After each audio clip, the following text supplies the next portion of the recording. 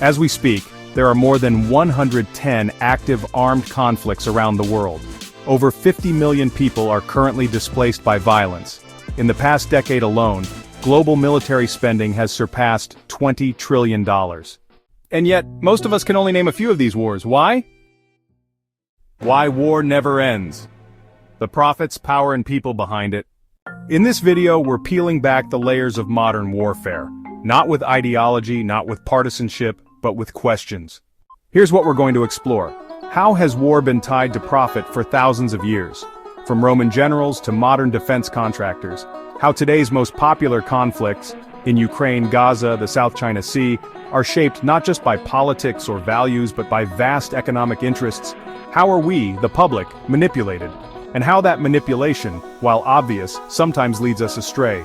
Who really benefits when bombs fall, politically, financially, and culturally?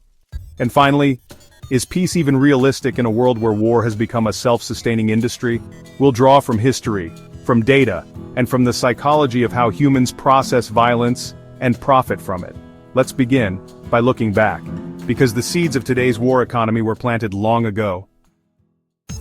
How has war been tied to profit along history? History doesn't just repeat, it evolves, and it monetizes. We're often taught that war is a last resort, a breakdown of diplomacy. But history tells us that war has often been something else entirely, a strategy, a business plan, a tool for enriching the powerful. In ancient Rome, conquest wasn't just about glory, it was about gold. Generals led campaigns not only to expand borders but to fill coffers. Loot, land, and slaves flowed back to Rome. Public games and monuments were financed by military victories. Soldiers were promised land, their loyalty tied directly to financial reward. The Roman Senate became a revolving door of military elites. War wasn't the failure of politics, it was politics and business, wrapped in the armor of patriotism. Later, the Venetian Republic, one of the earliest examples of a naval empire, married trade with military power. Wars were fought not for survival but for spice routes, for maritime tolls, for control over ports and profits. Battles were calculated like investments, risk assessed against returns. Venice's legendary fleets protected not just cities, but entire economic ecosystems. Fast forward to Napoleon. Yes, he exported revolutionary ideals, but he also built a logistical empire. Banks funding armies, weapons mass-produced, and entire regions reshaped to feed France's industries. His wars were spectacularly destructive and economically transformative. Even defeat created new markets. Reconstruction, currency reform, the expansion of military bureaucracies. Then came colonialism, a new script, but the same pattern. The civilizing mission was marketed as moral, but behind it were minerals, rubber, oil, and labor. The Congo wasn't just a colony, it was a supply chain. Missionaries arrived with Bibles, soldiers followed with rifles. Empires grew rich off foreign soil, justifying extraction with ideology. In the 20th century, war went industrial. World War I mechanized slaughter. Trenches, tanks, poison gas. An entire generation fed into the gears of progress, or so they were told. Arms companies thrived. Propaganda became state-sponsored. And when the war ended, the military economy didn't. It had become part of the global financial system. By 1961, U.S. President Dwight Eisenhower, himself a general, issued a chilling warning: beware the military-industrial complex. He saw what was coming. An arms economy so big, so connected to politics and business, that it no longer needed peace to justify its existence.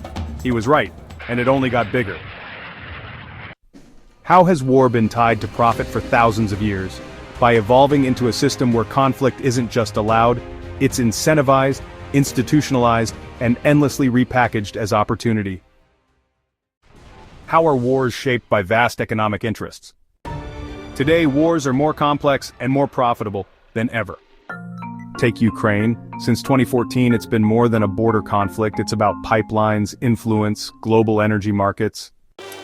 And since the 2022 invasion, it has become a goldmine for Western defense firms. Germany rearming, France expanding production, Poland doubling budgets.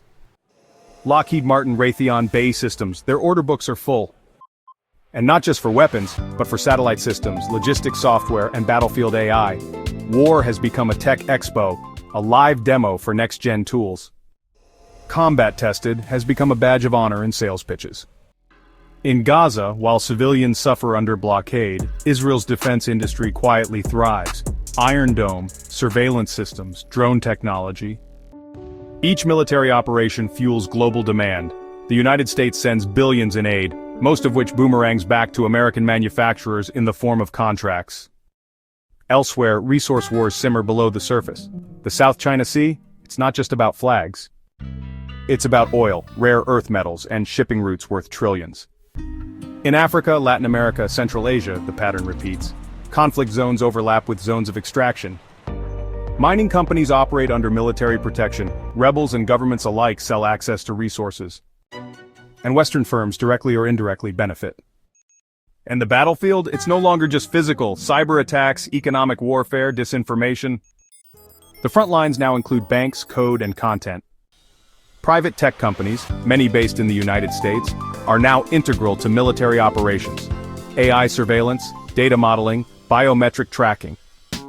As long as global power is tied to resource control and technological dominance, war will remain a strategic tool, and peace, a costly distraction. How today's most popular conflicts are shaped by vast economic interests. By aligning the logic of war with the logic of markets, where every battlefield becomes a showroom, every crisis a contract, and every escalation a business opportunity. How are we manipulated? Manipulation is the lens through which most people now experience modern conflict, and for good reason. Decades of broken promises, WMD lies, staged interventions, corrupt regimes propped up for convenience. But manipulation emerges in different forms. Fatigue, it's always the same. Disengagement, it's not our problem. Simplification, they're the bad guys, we're the good ones. Conspiracies, it's all fake, all staged.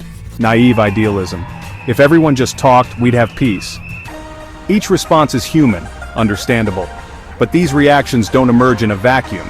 They are often seeded, amplified, recycled, by narratives designed to numb or divide. The real danger is selective manipulation. We're pushed to question some powers, but not all. To grieve one bombing and ignore another.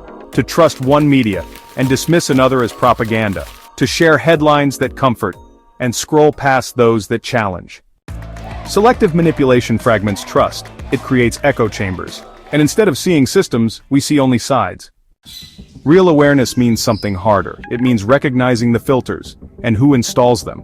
Not falling into despair, but standing in the discomfort of complexity, because the truth is rarely clean. What if we weren't just being manipulated, but being conditioned?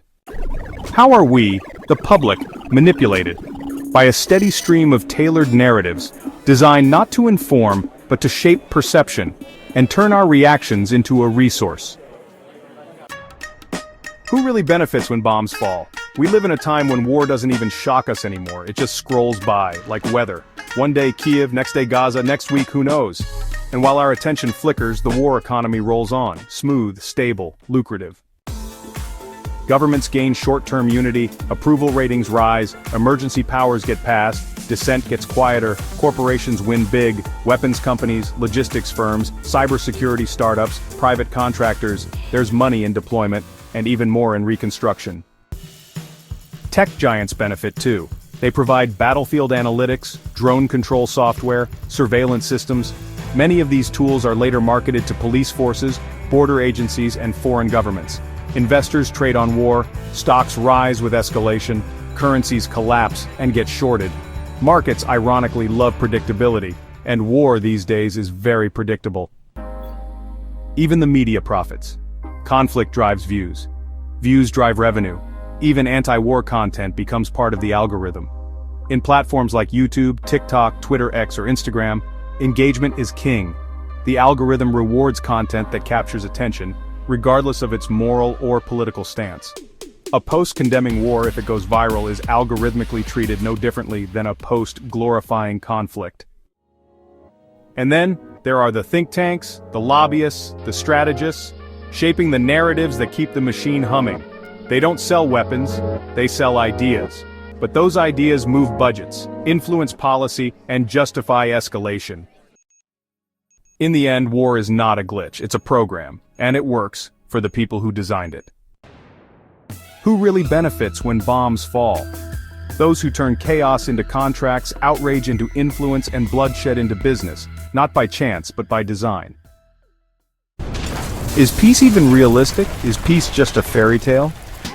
Or have we simply failed to fund it? Unlike war, peace doesn't boost GDP, it doesn't make headlines, it doesn't need lobbies or lobbyists. But peace isn't passive, it takes work, investment, infrastructure. Ceasefires can work, diplomacy can work. Public pressure has changed outcomes, many times in history. But for peace to be viable, we need to stop treating it like a slogan, and start treating it like a system, one that can be built, maintained, and expanded. That begins with asking better questions. Who benefits from conflict? Who funds the narratives? Who shapes the algorithms? Peace doesn't just require hope, it requires accountability and courage. Is peace even realistic? Only if we stop treating peace as a pause between wars, and start building it like the system we've so carefully built for conflict. So after everything we've uncovered, what does it all add up to? Who has the incentive to stop war and who doesn't? The public wants peace, but the system isn't built for it. Leaders gain power in crisis. Corporations gain contracts in chaos. Stopping war means dismantling influence. That's a price they're unwilling to pay. Is peace even profitable in the world we've built? Not today, because we haven't built the industries of peace. Conflict mediation, resilient governance, cross-border cooperation. Imagine tech built to connect rather than control. Finance that de-risks peace instead of hedging on conflict. What needs to change in systems, narratives, and human values? We need to shift what we reward. We glorify warriors but ignore peacemakers. We fund weapons but not dialogue. Peace must be more than the absence of war. It must be designed, defended, and valued. Peace isn't passive, it's an economy waiting to be born. And like any economy, it needs vision, investment, and time to scale.